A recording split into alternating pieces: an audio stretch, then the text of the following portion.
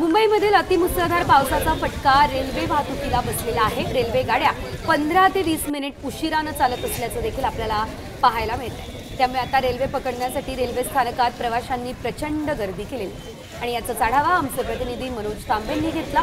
बघूया।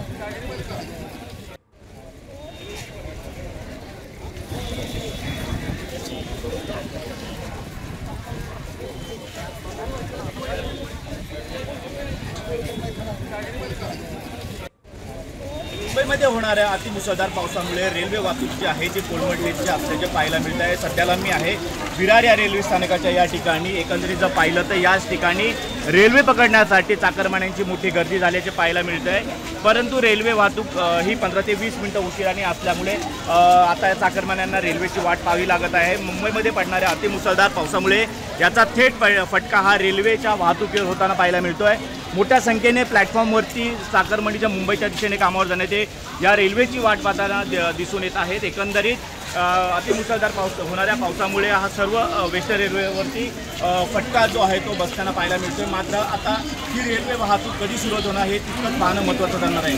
जर्नलिस्ट महेश गोयलसह मनोज तांबे, साम टीव्ही, विरार।